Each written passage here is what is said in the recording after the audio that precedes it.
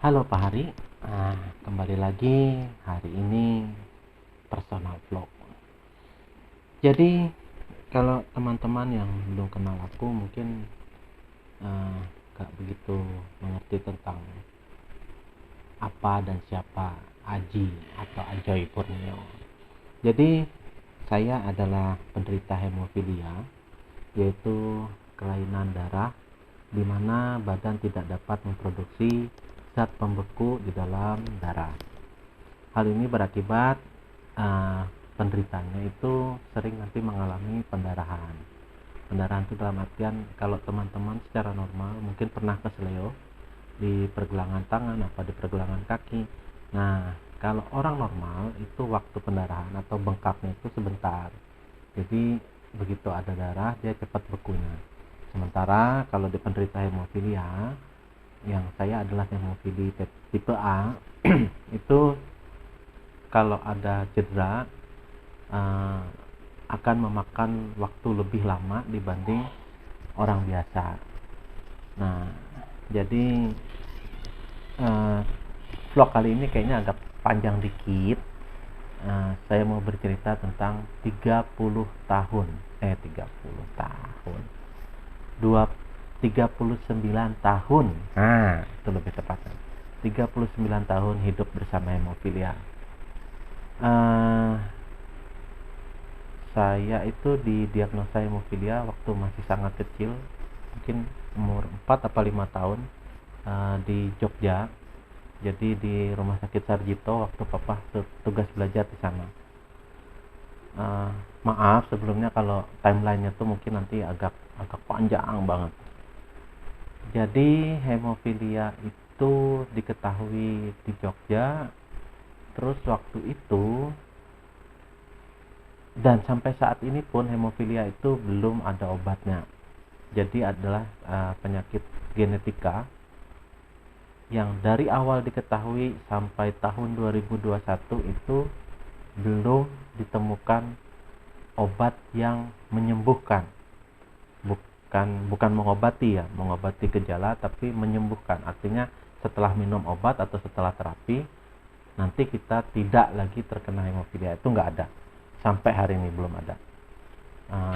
Jadi di tahun-tahun awal sebagai anak kecil ya kan sering tuh latihan jalan, berdiri, tiba-tiba ada biru-biru di pinggang atau nanti terbentur di lutut, nanti bengkak.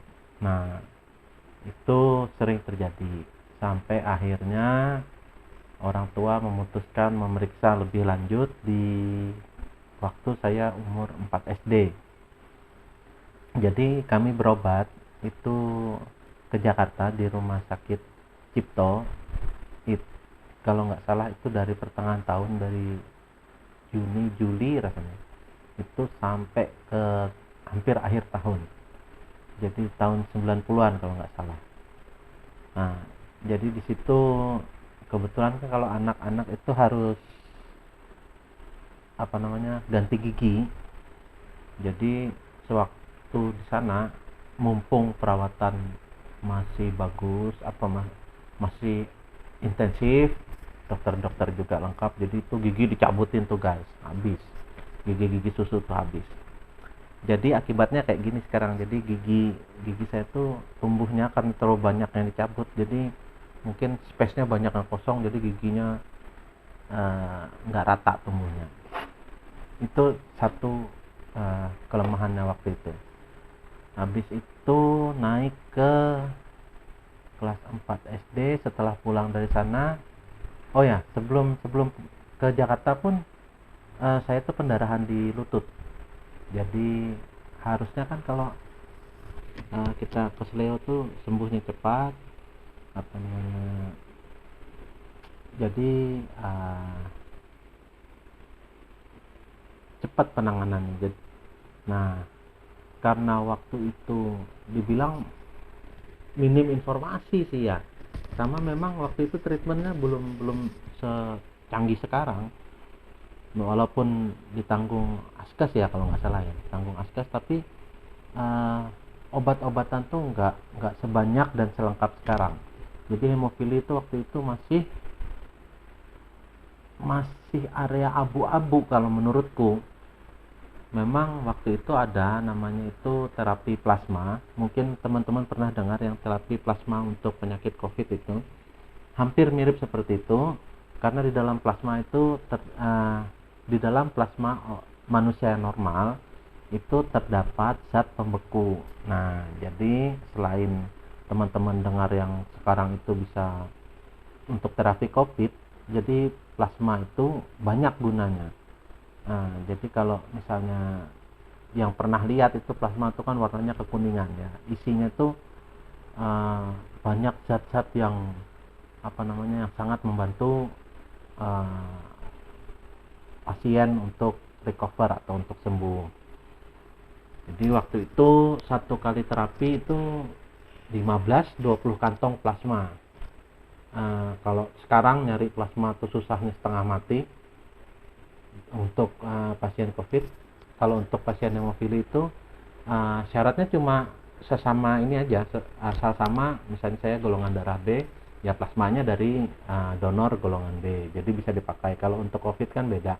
Kalau COVID itu persyaratannya banyak, ini itu, dan juga harus tes juga banyak. Kalau plasma waktu itu tahun 90-an itu syaratnya nggak sebanyak itu. Jadi diterapilah saya di Jakarta. Pada waktu itu dalam kondisi saya sudah nggak bisa jalan karena sudah ada pendarahan di lutut. Skip pulang dari Jakarta, saya tetap tidak bisa jalan karena maunya dokter waktu itu lutut dioperasi. Coba saya turunkan sedikit, sangat ya. Jadi ini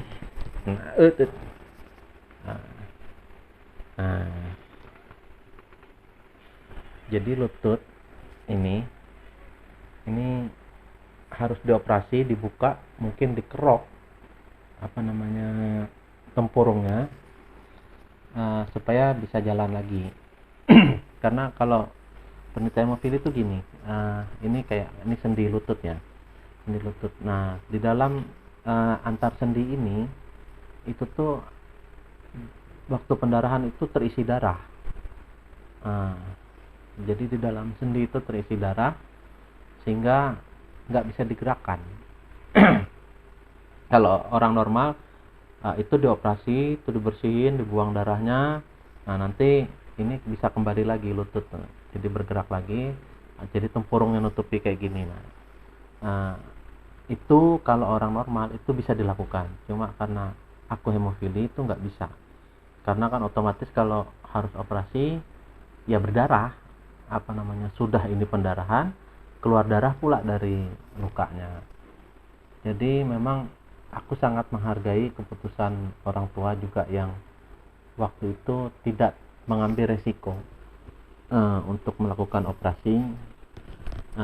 Jadi pulang dari sana pun dibilang membaik secara fisik itu tidak, tapi minimal pada waktu itu kami banyak sekali dapat pengetahuan penanganan dasar waktu kalau misalnya ada pendarahan atau apa. Next, lanjut, tahun itu langsung 99, jadi 90-an ya kayak biasa. Akhirnya saya masuk SD biasa, SD negeri. Saya melanjutkan sekolah, tapi dari kelas 4 itu sampai sekarang saya pakai kursi roda. Jadi di awal-awal masa kecil itu saya tidak melalui seperti orang normal. Mungkin beda dari anak-anak lain ya. Aku tuh nggak bisa terlalu banyak main yang fisik. Di saat teman-teman tuh main main di lapangan, main bola atau apa ya, kebanyakan saya duduk di pinggir nonton teman-teman. Tapi entah kenapa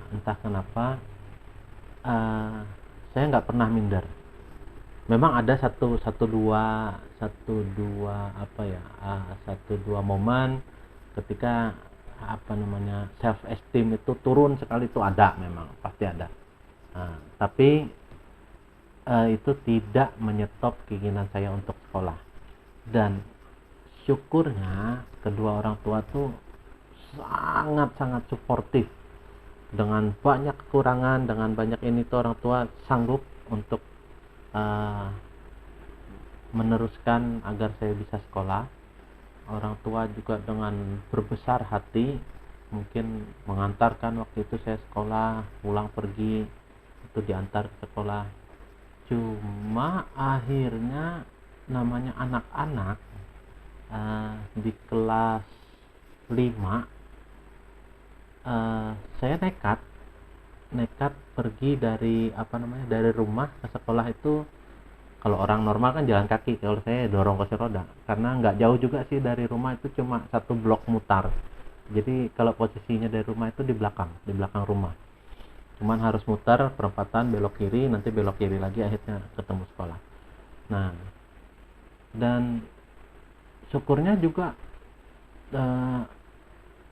Tuhan kasih teman-teman yang nerima, yang nggak membuli, kayak nggak ngapa-ngapain, nggak beda-bedakan.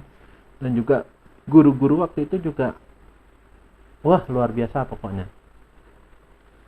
Nggak ada dibedakan antara saya yang pemakai kursi roda atau disabilitas itu dengan teman-teman yang normal. Untungnya juga walaupun saya berkursi roda, tapi saya masih bisa mengikuti pelajaran di sekolah dengan baik, ya artinya bisa mengikuti. Saya bukan siswa yang pintar banget tuh, enggak. Bahkan sampai mungkin lulus SD perkalian saya nggak hafal kebanyakan sakit. Nah jadi akhirnya lulus SD, lanjut ke SMP juga termasuk masih satu komplek dengan rumah. SMP juga saya tetap pakai kursi roda. Dan sering kali saya berangkat ke sekolah dorong itu, kalau nggak hampir sekilo apa 2 kilo lah dari rumah itu dorong. Dan lagi-lagi ya kayak gitu, Tuhan tuh kasih tempat yang baik. Artinya saya tuh bersekolah bukan di SMP negeri, saya tuh bersekolah di SMP swasta yang justru dibilang sekolah paling jelek lah waktu itu, mungkin 97 apa 98 ya kalau nggak salah. Itu sekolahan paling jelek.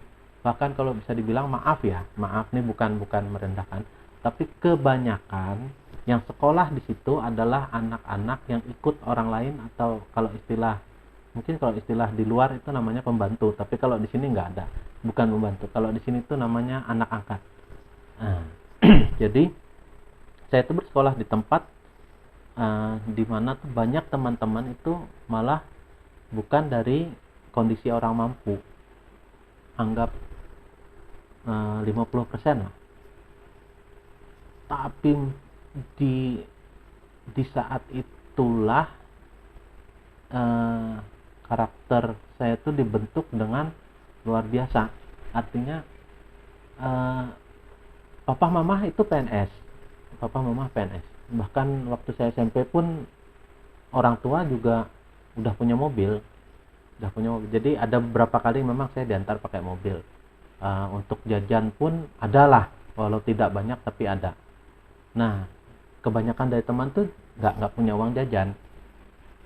Jadi dibilang untuk taraf hidup ekonomi itu ya mungkin waktu di SMP itu yang di kelas menengah lah.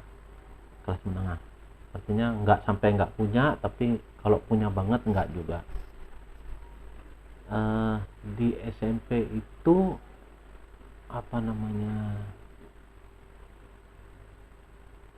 banyak teman-teman yang memiliki berbagai macam latar belakang.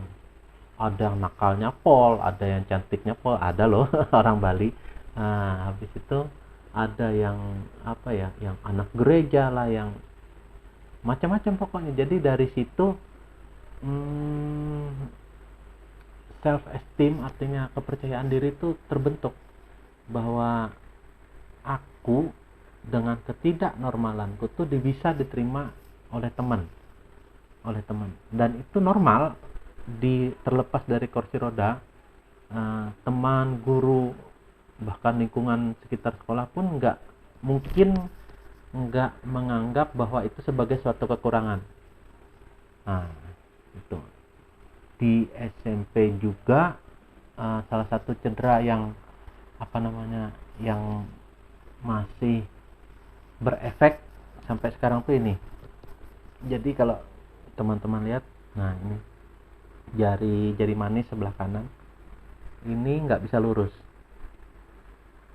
jari manis ini. Nah, dan ini kalau kadang-kadang kalau kelurusin gitu bisa bengkak lagi. Ini cederanya karena main bola jadi kiper. Ya Tuhan, hemofilia, jadi kiper main bola nggak pakai sarung tangan. Jadi waktu itu nangkap kayak gini, bola spread, jadi bolanya kepukul gini. Jadi ini cedera permanen, nggak bisa sama sekali lurus. Jadi dari semua jari, semua jari ini, jari manis sebelah kanan nih nggak lurus. Dan ini kalau sial kepentok dia keras atau dia kelurus keras gitu, ini bengkak lagi.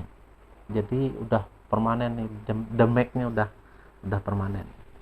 Nah, itu cedera bodoh lah. Tapi orang bilang aku gila main bola, cuman nggak tahu ya dari kakak, dari apa tuh memang suka olahraga,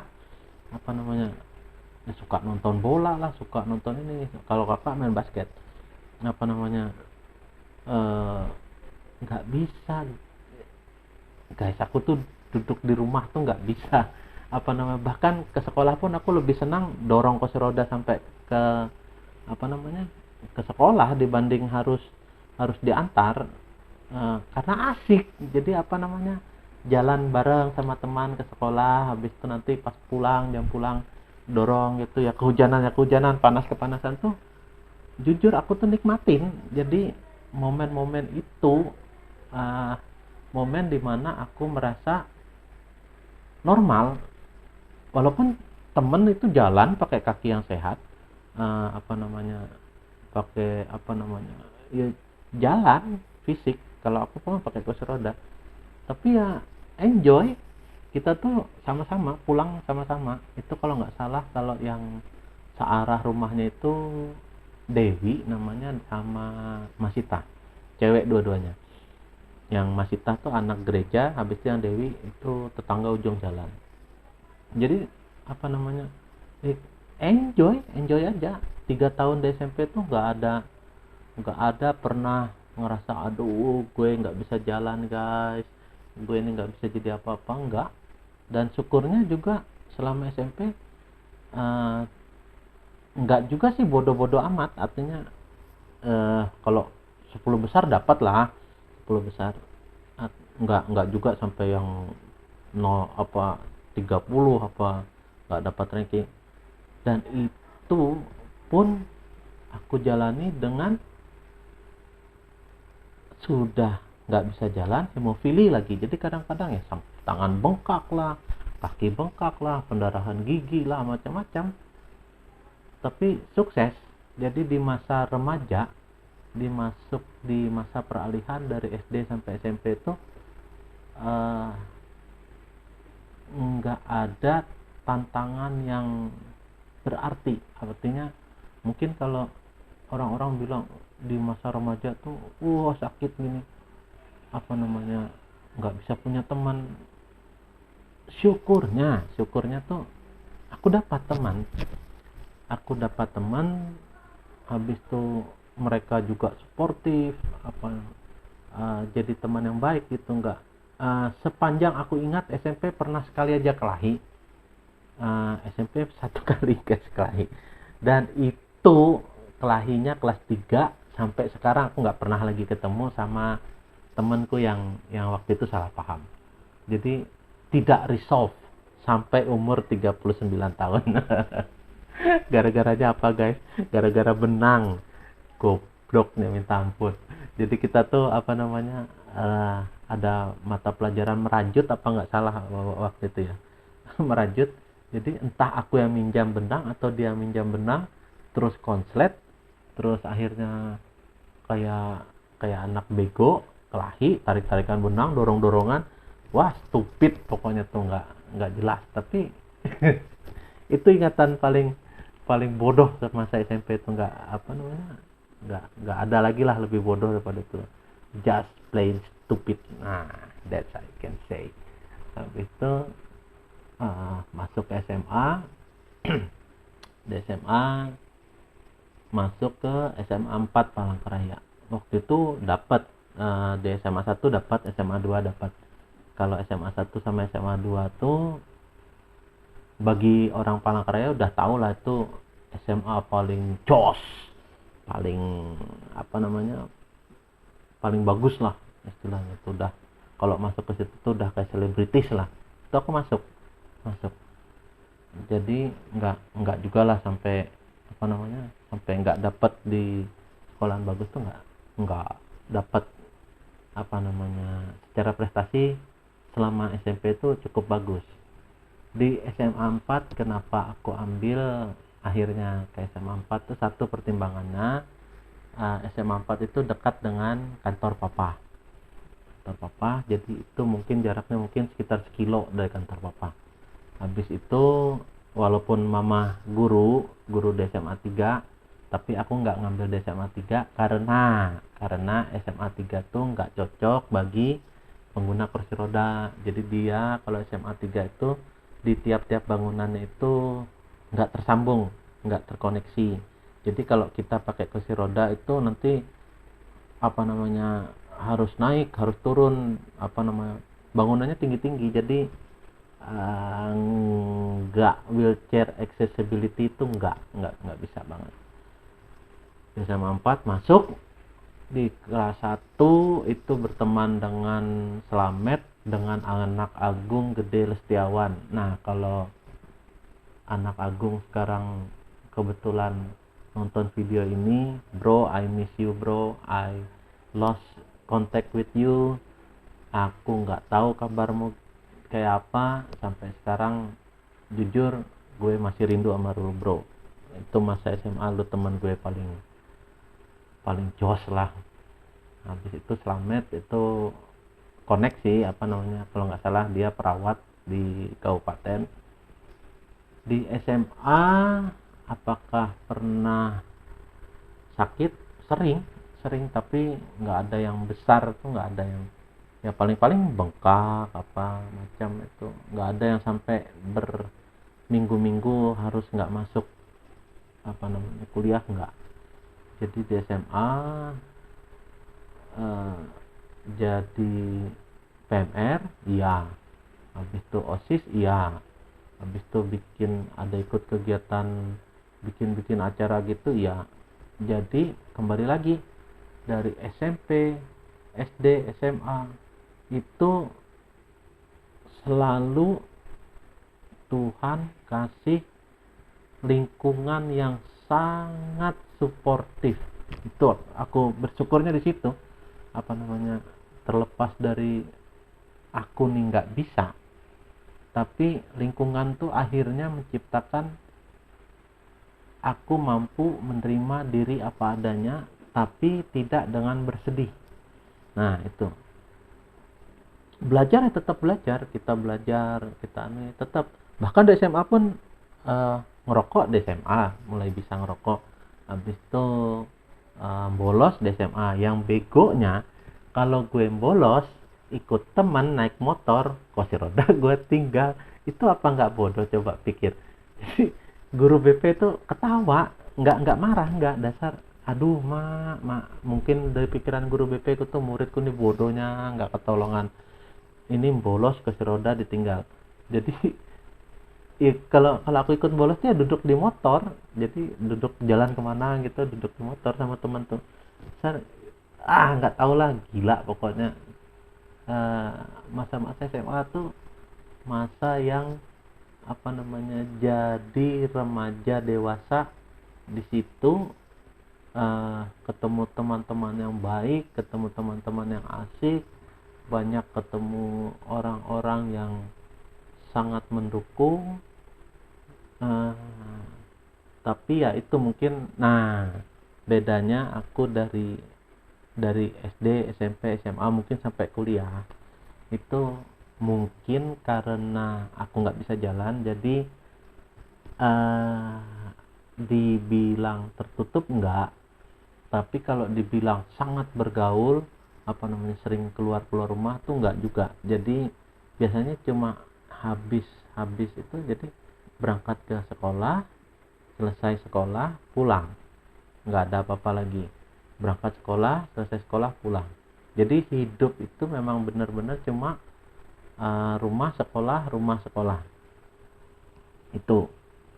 Jadi eh, dibilang Cooper ya Cooper, apa namanya, eh, nggak bergaul ya sama teman sekolah aja gitu loh, walaupun banyak kelas sih, banyak teman teman SMA dari waktu masuk kelas 1, kelas 2, kelas 3 tuh udah, baik itu teman seangkatan, adik tingkat, kakak tingkat tuh semua teman semua, nggak ada yang apa namanya, hmm, what nggak ada yang kurang gitu loh artinya. Tapi nggak, aku jarang sekali kongko kumpul-kumpul gitu, jarang.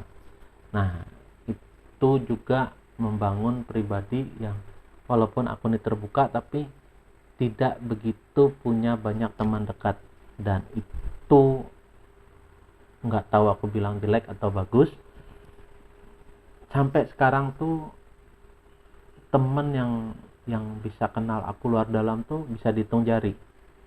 Nah, yang kalau cuman kenal Aji yang pakai kursi roda mungkin banyak, karena dari tahun mungkin 90-an sampai 2000-an anak normal yang pakai kursi roda di sekolah negeri ya mungkin cuman aku. Ya nggak sombong ya, memang sering ikut ya, pramuka pernah, kemah pernah, apa namanya, ikut-ikut gitu. Cuma iya, nggak ada yang kayak aku tuh, nggak ada yang pakai kursi roda gila kesana kemari, itu nggak ada, nggak ketemu. Mungkin ada tapi nggak ketemu, mohon maaf kalau ya. Nah, kalau ada teman-teman yang disabilitas juga tapi tidak saya mention, tapi mungkin kita nggak ketemu. Ya mungkin sama sih, lingkungan kita rumah sekolah, jadi balik sudah nggak ada, nggak, susah sih apa namanya, untuk sana kemari waktu itu sulit.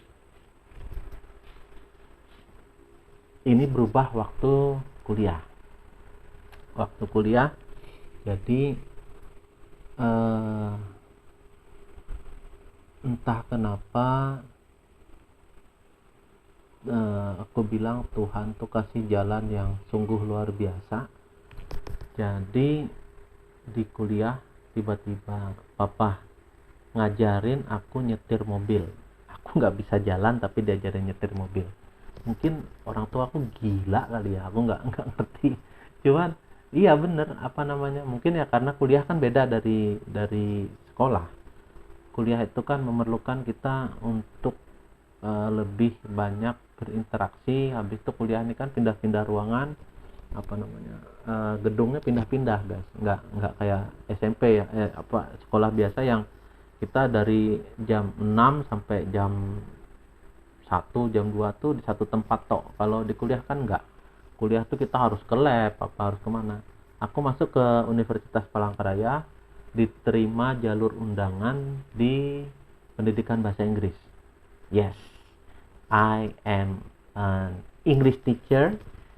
uh, I'm proud of it, but I choose not to be a teacher because something else. Aku sekolahnya pendidikan bahasa Inggris, dan dari gelar pun, dari titel pun, aku sarjana pendidikan bahasa Inggris, SPD coy, SPD gini-gini guru.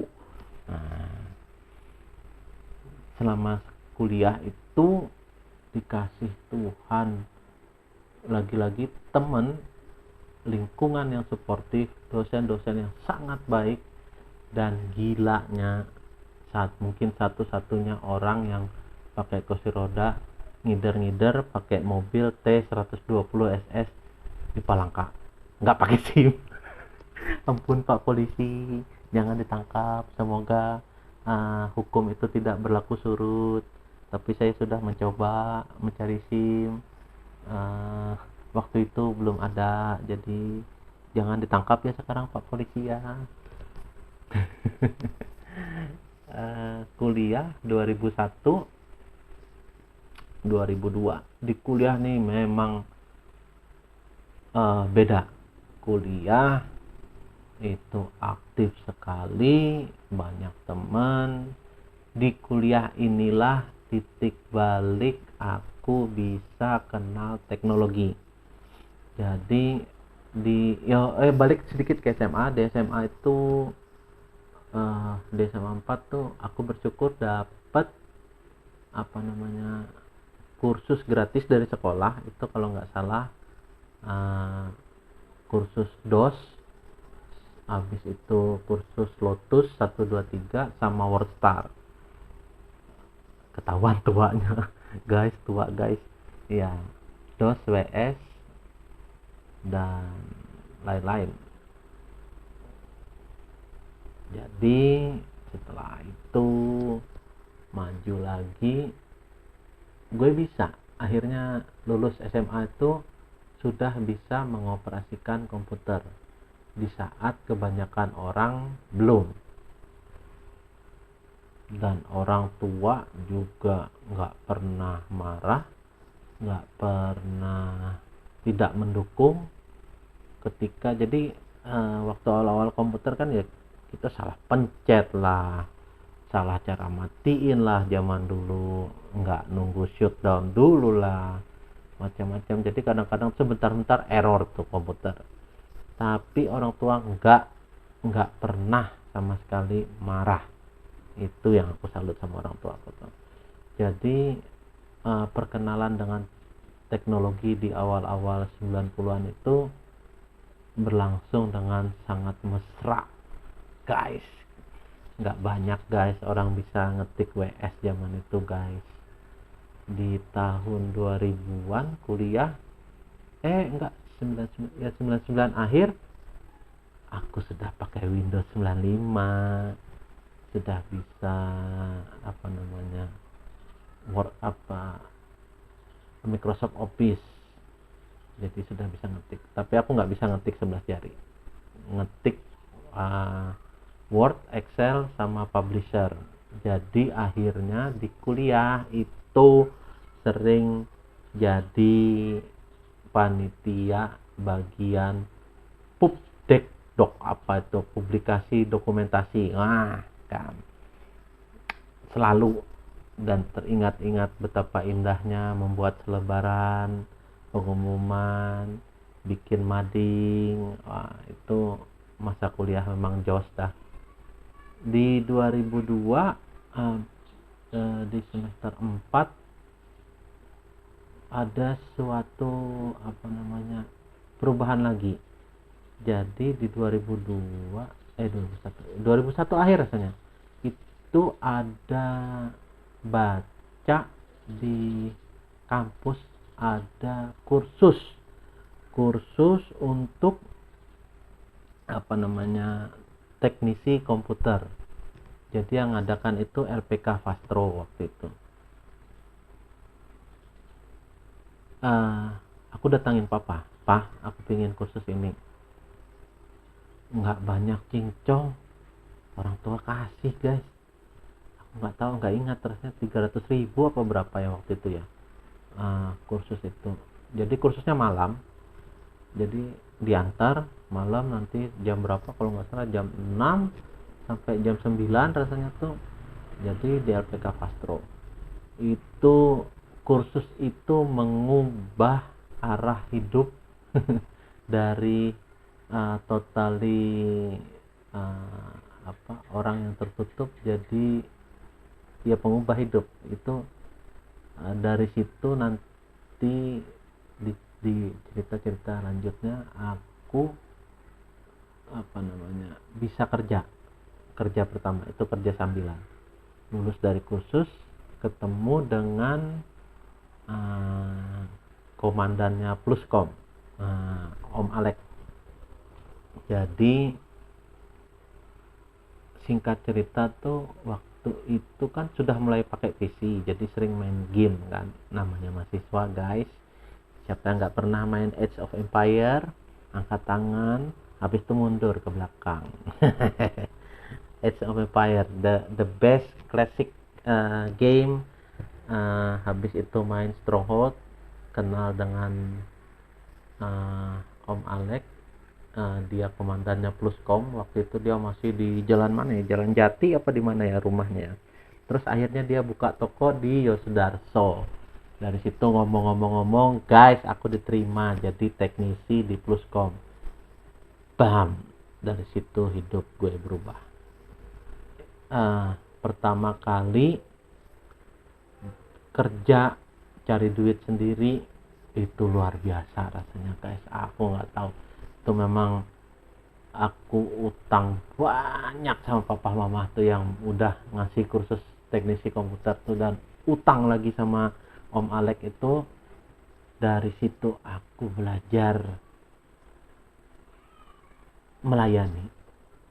Jadi gini, kalau kamu pernah kerja jadi seseorang yang di bidang servis, yang di bidang pelayanan, itu beda dibanding kerja-kerja yang lain. Kalau kamu kerja di kantoran atau kamu kerjanya kayak arsitek apa tuh, pokoknya kerja di belakang meja, itu berbeda jauh dengan kerja di bidang pelayanan publik. Kamu ketemu orang, kamu dengerin masalahnya apa, terus kalau kayak aku kan teknisi, nanti perbaiki komputernya, sudah diperbaiki dijelaskan sama yang punya, Pak, Bu, ini komputernya sudah diperbaiki, atau misalnya masih kita konfirmasi dulu, Pak, ini perlu diganti ininya, Pak, ini rusak. Itu sangat membantu sekali. Jadi aku belajar melayani, betul melayani. Artinya kita tuh kalau sudah kerja di bidang jasa, itu sebenarnya yang kita jual itu pelayanan, bukan lagi barang kalau kita di bagian jasa itu. Jadi kalau lu teknisi AP, terus lu nggak bisa jelasin detail kerusakan dengan baik, terus nggak bisa menjelaskan alasan kenapa barang itu harus diperbaiki, terus nggak bisa jelasin gimana cara perbaikinya, terus nggak bisa meyakinkan pelanggan kalau itu hal yang kamu perbaiki itu worth dengan nilai yang kamu akan sebutkan, maka nggak akan deal. Nah kayak gitu juga kalau nggak bisa meyakinkan pelanggan memperbaiki komputernya dengan biaya sekian karena ini, karena itu, dan setelah diperbaiki maka bisa ini dan bisa itu nggak bisa deal. Dan bosku itu orangnya gila. Jadi kalau teknisi itu langsung melayani pelanggan, langsung deal. Jadi kalau kita nggak bisa selling, kalau kita nggak bisa jual, iya nggak dapat tip guys. Kalau nggak salah gaji pokoknya tuh 800 ya, kalau nggak salah waktu itu 800.000 tahun 2001 guys. Lulus aja belum, anak SMA 400.000, belum lagi kalau bonus dari perbaikan atau jual game. Gila, bosku tuh memang luar biasa waktu itu lah. Malek memang jos tuh. Nah jadi dari situ belajar berbicara dengan orang, belajar tentang keramah tamahan, belajar tentang menjual, habis itu belajar tentang banyak. Artinya bisnis itu bukan tentang uang aja waktu itu, dan Di situ aku belajar bahwa lo nggak bisa jalan itu nggak apa-apa, yang penting lo berguna. Lo nggak bisa jalan nggak apa-apa, yang penting lo bisa menghasilkan sesuatu. Lo nggak bisa jalan tuh nggak apa-apa, asal lo bisa mengeksplor diri lo menjadi orang yang lebih baik. Jangan menangis, jangan duduk, jangan menunggu. Lo harus bergerak, lo harus bisa mencari sesuatu di mana lo akhirnya jadi orang yang mampu dan bisa. Itu yang paling penting. Semua yang aku pelajari sampai saat ini tuh memang karena orang-orang yang di sekitar aku tuh sangat-sangat membuka kesempatan aku untuk belajar. Hidup ini bukan cuma tentang belajar matematika, kimia, IPA, fisika, sejarah, PPKN, bukan. Setelah gue kerja di Pluscom, hidup itu tentang belajar mengenali diri sendiri, menerima lo apa adanya, terus lo berubah jadi orang yang lebih baik. Itu hidup. Kalau aku waktu itu nggak kerja di situ, aku mungkin nggak belajar tentang cara jadi sales, dan aku nggak belajar tentang cara jadi customer service. Aku nggak bilang aku teknisi yang baik, nggak. Banyak teknisi yang lebih baik, banyak. Habis itu aku nggak bilang bahwa aku sales yang sangat berhasil bisa jual ribuan, nggak. Aku paling jual 2 atau 3 barang seminggu lah. Tapi skill yang kayak gitu itu nggak bisa didapat di bangku pendidikan formal. Jadi aku kuliah ngerjain tugas siang malam, itu disambi lagi aku sambil kerja. Dan Tuhan kasih aku kesempatan itu memang luar biasa. Kesempatan tuh nggak datang sekali, nggak datang 2 kali, nggak datang 3 kali, berkali-kali. Ketemu dengan banyak orang, ketemu dengan polisi, ketemu dengan PNS, ketemu dengan anak-anak bocil waktu itu. Tapi waktu itu belum warnet ya, masih offline semua. Disitulah aku tuh belajar dengan luar biasa. Belajar mengenal orang, belajar mengenal karakter. Di masa kuliah pun aku juga ketemu orang yang gak suka dengan aku, gak tahu aku kenapa. Tapi di saat aku belajar ketika orang tidak menyukai aku juga belajar menerima bahwa tidak semua orang akhirnya menyukai aku. Nah, dan aku nerima. You nggak suka, ya nggak apa-apa lah. Nggak suka itu wajar. Aku nggak bisa paksain orang semua suka sama aku. Bahkan di titik-titik tertentu pun aku menganggap kalau semua orang dunia tidak suka aku juga aku nggak apa-apa. I'm okay with it. Because I can do something for myself. Aku bisa melakukan hal untuk diriku sendiri that make me enjoy the life. Nah, itu dia. Terus 2000 akhirnya skip 2006 adalah momen dimana aku betul-betul menghargai hidup. 2006 Oktober aku pendarahan di perut, nggak tahu karena apa. Jadi di dalam rongga perut itu mungkin ada sobek kecil atau apa, terus itu berdarah terus, dan aku hampir mati di 2004. I'm literally almost died. Aku koma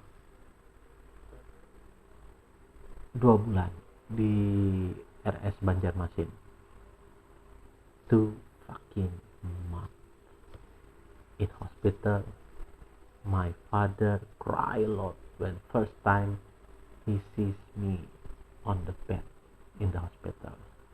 Papa tuh nangis bilang bahwa nanti nggak ada yang ngerjain petak, tapi betul di 2006 2004 itu hampir menjadi akhir dari seorang Aji,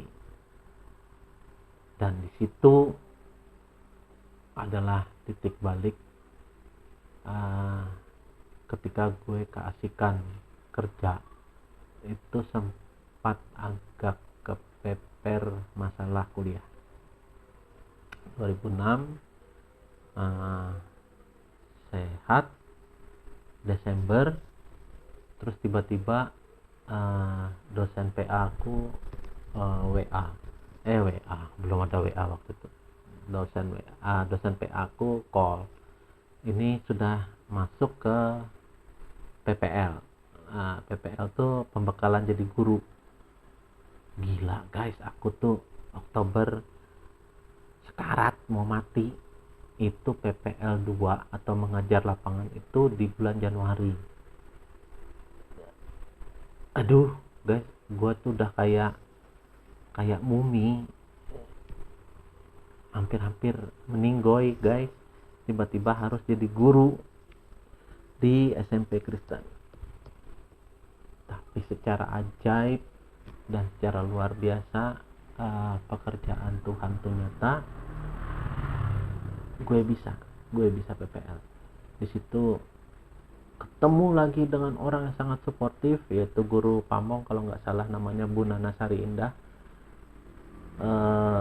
Beliau sangat baik, sangat suportif, dan di SMP Kristen itu anak-anaknya juga membantu. Gue lulus kalau nggak salah nilai B plus kalau nggak salah. Tuh hampir mati, tahu nggak? 2 bulan sebelum PPL tuh gue nggak bisa duduk, gue tiduran di kasur, nggak bisa apa-apa. Selama 3 bulan itu gue nggak masuk kuliah, tapi Tuhan kasih teman-teman yang baik. Itu tugas-tugas kuliah tuh dikerjain semua guys, jadi nggak ada satu tugas pun yang nggak selesai. Gila teman-teman gue itu nggak tahu juga siapa yang ngerjain, kan tiba-tiba ada aja nilai dah.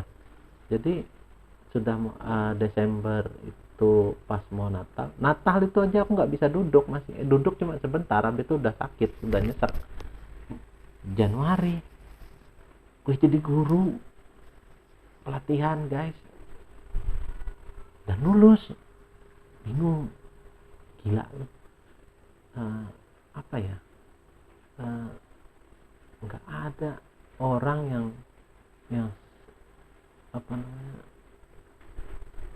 what, aku nih hampir mati, tiba-tiba apa namanya sudah harus kayak gini. Tapi itu mama yang dorong begitu kuat, kamu harus PPL, harus selesai kuliah, selesai PPL. Akhirnya gue udah fokus deh. Gue stop kerja 2004, stop kerja. Gue ngomong baik-baik sama bos, maaf bos, aku mau skripsi, mungkin nanti setelah skripsi kalau memang bisa ya balik kerja di sini.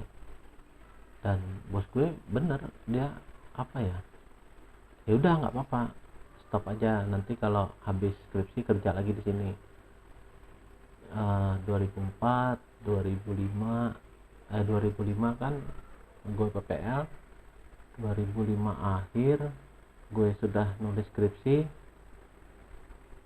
2006 gue wisuda, 2005 yudisium, 2006 mamah meninggal. Apa ya, salah satu pukulan terbesar dalam hidup tuh ketika seorang ibu yang sangat suportif, seorang ibu yang sangat sayang, itu tiba-tiba meninggal serangan jantung. Itu udah apa, hampir kehilangan pegangan hidup. Mau gila waktu itu, nggak tahu soalnya apa ya, aku sama mama tuh nggak kayak orang, kayak apa namanya, kayak di sinetron yang gitu, enggak. Tapi aku sama orang tua, sama papa sama mama itu apa ya, terikat, we are connected to each other. Juga ke kakakku juga, walaupun nggak kayak kayak kakak aku adalah adikmu, maafkan aku, enggak. Aku sama kakakku aja ngomong panggil nama, ya aku panggil kakakku Erik, Rik, nggak pernah kak, wah muntah kali. Ya kakakku juga manggil aku ya pakai nama, nggak pernah pakai adek gitu. Mungkin muntah-muntah kan udah, atau kalau udah disuruh lebay kayak gitu nggak bisa. Asli. Kalau apa, kalau orang mungkin tata keramanya nol lah kalau kamu berdua, atau gila mungkin. Tapi ya di dalam kegilaan itu, ketika ketika mama meninggal itu ya ada bolong di dalam hati itu, ada sesuatu yang hilang, ada tujuan hidup yang apa ya, yang nggak tercapai rasanya. Dan aku waktu wisuda pun mama udah meninggal, yang nemenin wisuda cuma papa sama kakak. Nah, apa ya, nggak ada, kosong. Tapi kehilangan mama tuh nggak serta merta menjadikan aku tuh jadi orang yang untuk apa lagi hidup, nggak. Karena mamaku nggak mungkin juga memperbolehkan aku kayak gitu kalau mamah masih hidup. Kami itu dididik harus bisa mandiri, harus bisa hidup dengan apa ya, ya badan dengan tangan sendiri. Kami itu diajarin kayak gitu hidup. Nggak ada lu kalau kalau kagak bisa masak di rumah, kayaknya dipecat dari kakakmu, coret langsung. Lu nggak bisa ngepel, coret dari kakak. Lu nggak bisa bersih rumah, coret. Jadi nggak ada istilah, walaupun kami berdua itu kakak tuh laki-laki semua, tapi nggak ada yang nggak bisa masak, guys. Kalau cuman apa namanya, bikin nasi goreng lah, ya masak kecap lah tuh, kicil boy, kicil. Lo mau bikin apa? Mau bikin kue, mau masak kecap. Kalau lo anak mama gue kagak bisa. Kayaknya dari awal kakak tuh dibikin, lo udah coret ceret nama keluar dari kakak, nggak bisa bantu orang tua. Nah itu tipikal orang tua di rumah. 2006 mama nggak ada. Habis itu pas lulus itu gue magang di BPN. Di situ juga akhirnya belajar apa namanya, GIS. Jadi bisa lah sedikit-sedikit apa namanya, bikin peta, ngedraft. Habis itu tracking. Wah, gue sombong guys, bisa GIS. Di situ ya bisa dibilang dari awal kuliah sampai sekarang nggak pernah nggak kerja. Jadi selalu ada penghasilan, tapi dengan macam-macam. Artinya belajar di SMA, belajar komputer basic, habis itu masuk ke kuliah itu mulai advance, mulai belajar apa namanya, editing foto, editing video. Walaupun gue nggak ahli, betul nggak, gue nggak ahli sama sekali. Gue bisa tapi nggak sampai ahli. Itu jeleknya kalau gue tuh lebih suka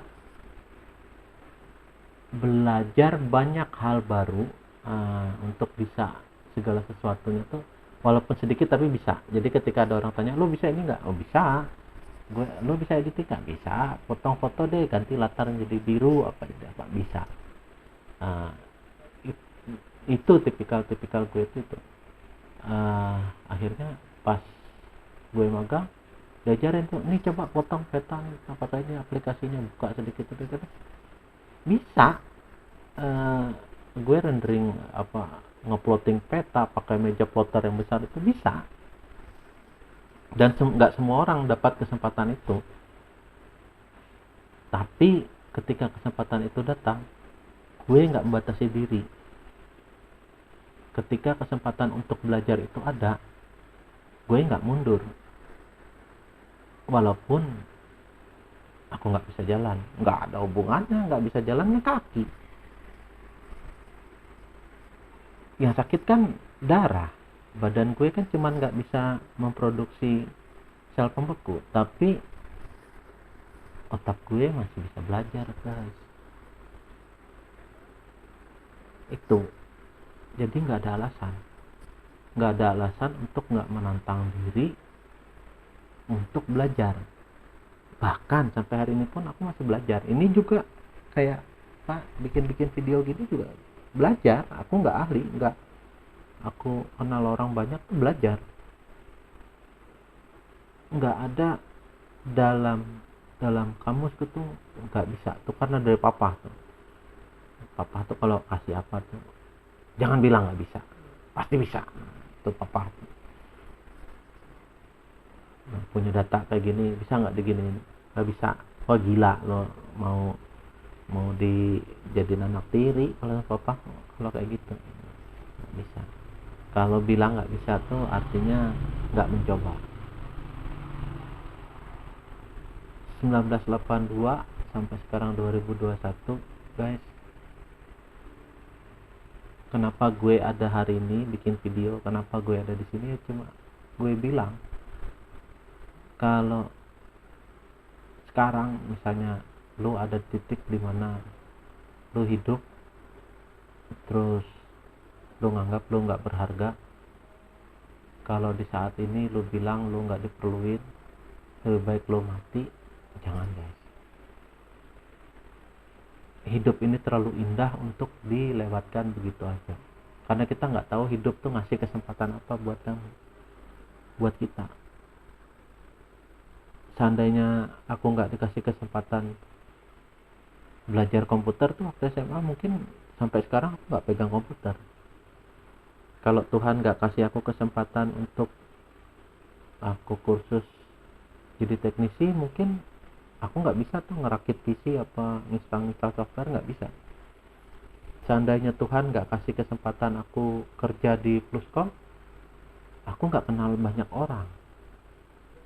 Seandainya Tuhan nggak kasih kesempatan aku untuk belajar di BPN untuk apa, buat peta segala, aku mungkin nggak bisa ngerjain GIS, nggak bisa apa namanya nguploading peta, atau aku nggak ngerti GPS, nggak ngerti apa-apa, nggak ngerti. Bahkan ketika ada orang yang dengan gilanya, lu mau nggak kerja sama gue, katanya, di PT TIT. Nah, di PT TIT itulah sampai sekarang gue kerja. Kalau gue bilang enggak pak, saya nggak bisa jalan, maaf pak. Enggak mas, aku nggak bisa kerja di Pluscom, aku nggak bisa jalan, aku nggak jadi kayak gini. Aku bukan orang yang cukup gila untuk mengatakan enggak pada kesempatan. Jadi apa yang gue mau itu kayak apapun caranya tuh harus bisa gue dapetin. Itu tipikal kalau gue itu. Jadi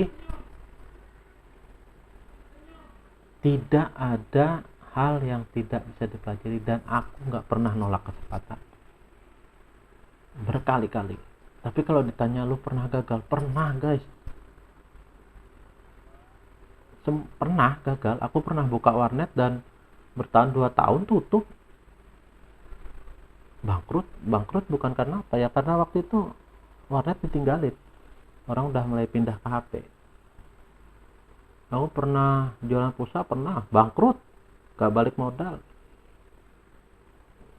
Habis itu macam-macam, nggak semua yang aku kerjain itu sukses, enggak. Banyak kok yang gagalnya dari seorang Ajoy itu banyak. yang kalian lihat kalau misalnya aku bisa beli ini itu tuh bukan karena 100% berhasil, enggak. Aku duduk di sini tuh ya karena banyak juga kegagalannya. Failure dalam hidup tuh banyak. Waktu kuliah pernah nggak lulus, ngerasain nggak lulus kuliah pernah. Gue pernah nakal kok, nyontek langsung F nilainya. Tapi hal-hal kayak gitu tuh nggak ku jadikan alasan untuk tidak maju. Nah, tuh. Sering kok gue duduk nangis, diputusin cewek apa ditolak, tapi akhirnya gue dapat istri. Gue dikasih Tuhan, dititipin JJ, dikasih anak cantik. Tapi apakah ketika dulu waktu ditolak dengan alasan aku nggak bisa jalan, terus aku nggak cari istri lagi? Enggak loh, orang gila kayak gitu. Aku perlu istri, aku perlu pendamping hidup, dan Tuhan kasih pendamping hidup yang luar biasa. Di saat aku nggak bisa menjalankan tugas sebagai laki-laki normal, dalam artian ya tugas laki-laki kan kayak baikin atap lah, nambal inilah nambal itu, Tuhan kasih istri yang lebih garcep daripada laki-laki. Istriku tuh manjat ke atas atap, perbaikin atap, nambal atap tuh udah makanan hari-hari. Kalau kami perlu apa-apa baik-baikin ya istriku lah. Aku kalau disuruh nukul paku itu bengkak tangan guys, sekarang ini udah nggak bisa. Bahu, lutut, apa segala macam udah nggak sekuat dulu. Sekarang kalau disuruh maku sedikit itu yakin besoknya pasti udah bengkak lagi. Jadi guys, dari tujuan gue bikin vlog itu satu, 39 tahun gue hidup jadi penderita hemofilia yang banyak kurangnya ini, yang saban hari sakit lah, yang tiba-tiba besok nggak bisa kerja lah, nggak bisa apa. Ketika gue jadi penderita hemofilia itu, hidup tuh kayak gacha, hidup tuh kayak judi. Kita nggak tahu besok sakit apa tuh nggak tahu. Tiba-tiba lu besok, ini kayak ini kemarin baru nih apa namanya, ada luka kecil tuh berdarah terus 2 hari. Jadi gue ke kantor sini di plester, untung covid, jadi sekarang pakai masker kan, apa maskernya gede-gede kan, paling tanya orang kenapa Pak Haji dong, kutil sobek. Geblek. 39 tahun hidup bersama hemofilia tuh enggak menjadikan alasan aku untuk menganggap bahwa hidup ini stop di satu titik. 39 tahun bersama hemofilia itu adalah tahun dimana hari demi hari tuh gue belajar. Yang pasti itu satu, belajar menerima diri sendiri, belajar menerima hemofilia, dan gue belajar untuk menjadi orang yang lebih baik. Gue belajar untuk menambah skill, gue belajar untuk menambah ilmu, gue belajar untuk menjadi orang yang lebih baik untuk gue sendiri, minimal untuk keluarga, bukan untuk orang. Aku nggak bisa hidup nyenengin orang, nggak bisa. Akan banyak orang yang nggak seneng sama aku, banyak yang benci, mungkin banyak. Tapi 39 tahun hidup bersama hemofilia itu mengajarkan apa? Tiap-tiap hari lo harus bersyukur guys. Gue hari ini bisa bangun, bisa bikin video ini, udah bersyukur. Ini gue ngomong udah sejam. Aku nggak tahu lagi, mungkin nanti sore pendarahan hebat kah di kepala kah atau di mana. Aku nggak tahu. Namanya orang hemofilia kan nggak tahu. Faktor 8 gue, faktor pembeku cuma 1%. Di bawah lagi, hampir-hampir 0. Ini kalau tiba-tiba ada apa nancep cerot gitu darah, mungkin nggak sampai 5 menit gue bye-bye, tamat. Tapi kalau bukan hemofilia, gue nggak jadi kayak sekarang. Tiap-tiap hari hidup gue itu penuh dengan rasa syukur bahwa gue bisa bangun dengan keadaan sehat. Terus bisa ketemu istri, bisa ketemu anak, terus bisa berangkat kerja, terus bisa konten kalau sekarang, itu penuh dengan rasa syukur. Jadi guys, 39 tahun hidup bersama Emofil itu mengajarkan satu hal. Terima diri lo apa adanya, jadi orang yang lebih baik, terus belajar, dan jangan pernah berhenti belajar. And be good. Be good. Be good.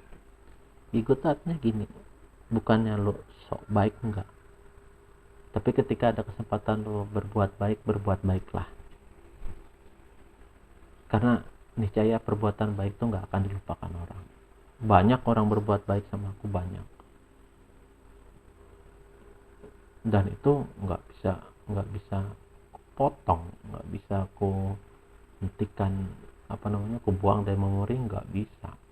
Orang-orang yang sudah berbuat baik sama aku tuh banyak, makanya aku nggak bisa jahat sama orang, nggak boleh jahat, karena orang yang berbuat baik sama aku tuh nggak pernah mikir ngapain gue harus bantu Aji, dia nggak bisa jalan, ya mungkin kayak gitu kan pikiran, tapi mereka tetap berbuat baik, dan itu jadi alasan aku ya kayak gitu juga. Berbuat baik tuh jangan cari alasannya berbuat baik. Be good, ya be good. Kasihilah dirimu sendiri seperti mengasihi sama manusia. Jadi kasihilah sesama manusia seperti dirimu sendiri. Nah itu kalau di agama. Jadi mengasihi orang, berbuat baik sama orang itu ya kayak aku ngasihi diriku sendiri. Betapa bersyukurnya aku hidup hari ini, aku bisa bangun hari ini, sebegitu bersyukurnya lah aku bisa baik sama orang. Ini 39 tahun, tangan gue udah nggak bisa lurus guys, tangan kanan tangan kiri udah nggak bisa. Ini bahu kanan bahu kiri udah nggak full lagi gerakan, lutut juga nggak bisa lurus. Apa yang gue harap? Nggak ada. Jari udah rusak ini. Nah kalau bisa dilihat nih ada, nah ini bengkak. Ini sekarang tangan gue nggak bisa gini, nah nggak bisa gini, tangan kiri nggak bisa nekuk gini, nggak bisa tangan kiri. Tapi apakah itu jadi alasan untuk kenapa hidupnya kayak gini? Nggak bisa, jangan guys. Hidup terlalu indah cuman untuk dinilai dengan badan, itu terlalu indah. Kalau kalian menilai hidup ini cuma dari barang fisik, dari keadaan akan sesuatu, maksudnya wah gua hidup nggak punya ini, nggak punya itu, jangan. Hidup tuh indah dalam posisinya masing-masing, dalam porsinya masing-masing. Mungkin pada saat ini yang nonton juga kondisi ekonomi lo nggak bagus, kondisi lo keluarga lo nggak bagus, kondisi hidup lo lagi nggak bagus. Aku nggak bisa bilang banyak, tapi kalau lo nonton gue bisa sampai titik ini guys, karena orang baik dengan aku, karena Tuhan baik dengan aku. Maka aku semoga kalian yang menonton ini, kalian dikasih kekuatan, kalian dikasih kemampuan untuk menapak ke depan.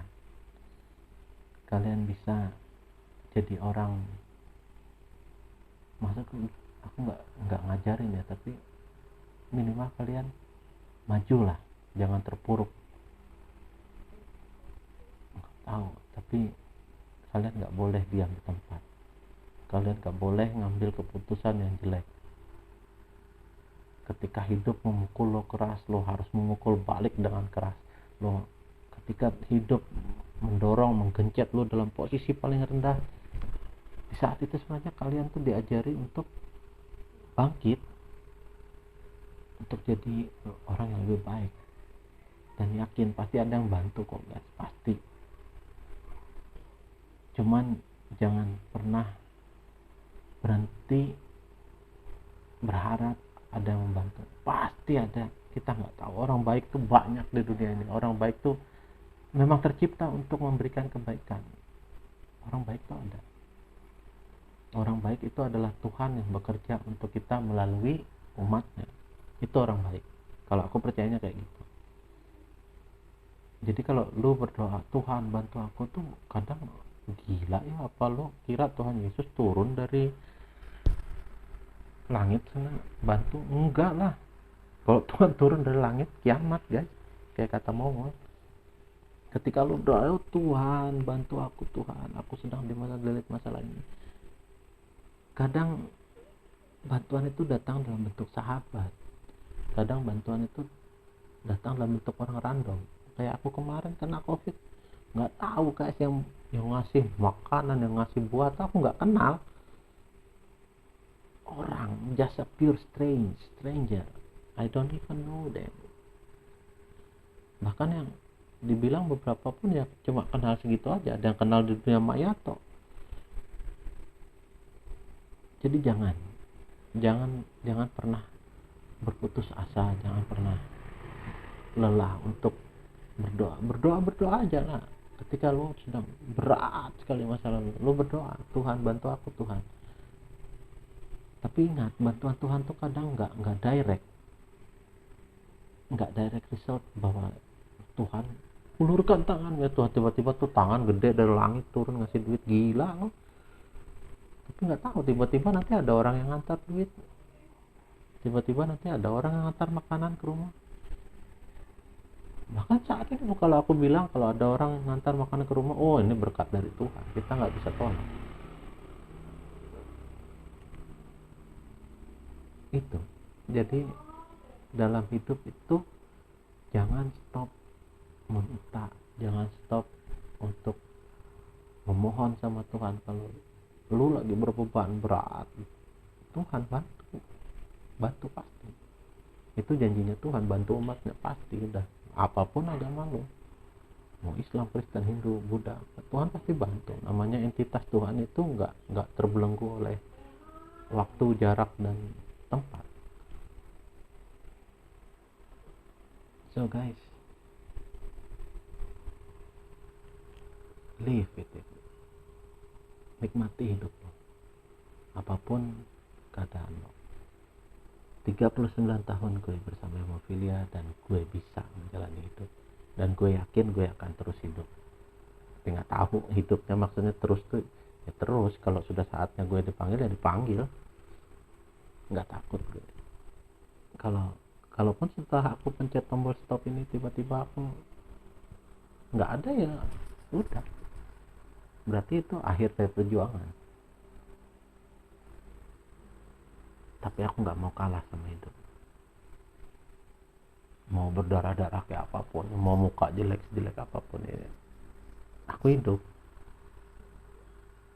Aku adalah bukti nyata bahwa menerima diri sendiri adalah kunci dari segalanya. Jangan kalah, jangan lelah, dan jangan pernah berputus asa. Oke, see you next time guys. Bye bye.